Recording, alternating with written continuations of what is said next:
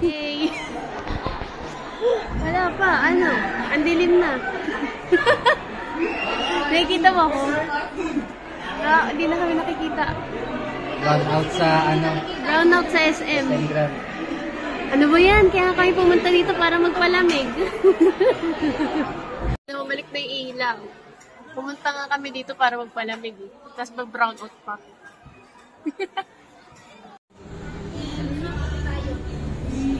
Ay, ikaw na. Hi.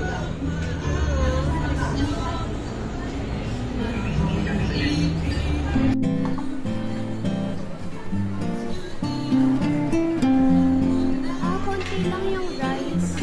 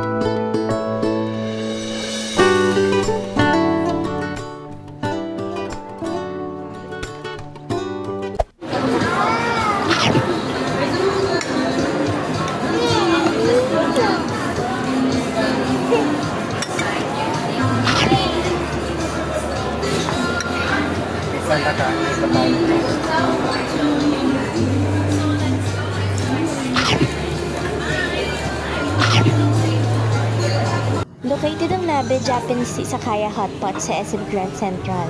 Sinubukan lang namin since matagal na rin naman kaming hindi nag-hotpot. Napapadalas kasi yung samgyup namin. Sulit ang foods, busog na busog kami at nag-enjoy si Aya sa Hello Kitty na food. Ni hindi kami nag-dinner after this. Pet-friendly pa sa Nabe kaya natutuwa kami at syempre di mawawalang palaruan after kumain.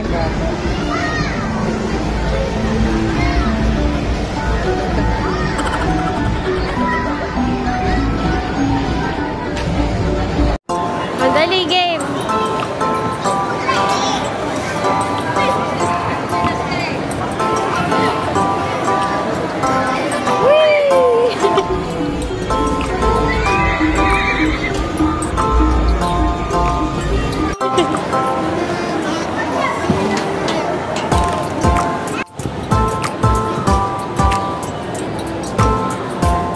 Galing ah!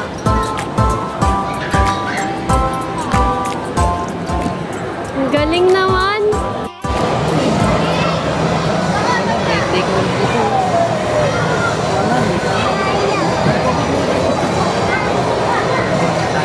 May doon na daw tayo. Okay. Ito.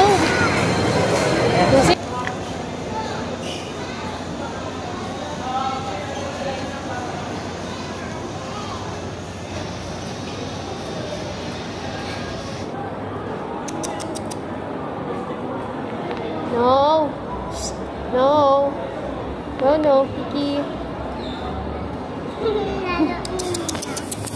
Ay, baby pa yan. Wala, di pa po pwede. Inaaway siya eh. Ano, ang cute.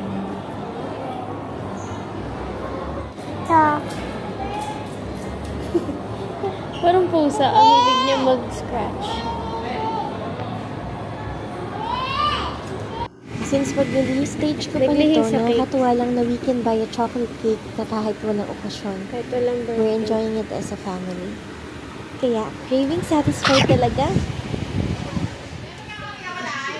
This is the next day. Nagpagupit muna ang daddy at dumiretso kami sa Divisoria para mag-canvas ng mga kailangan sa negosyo.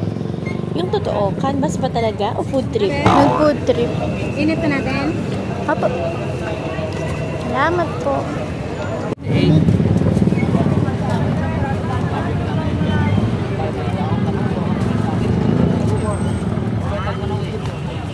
Daddy, oh.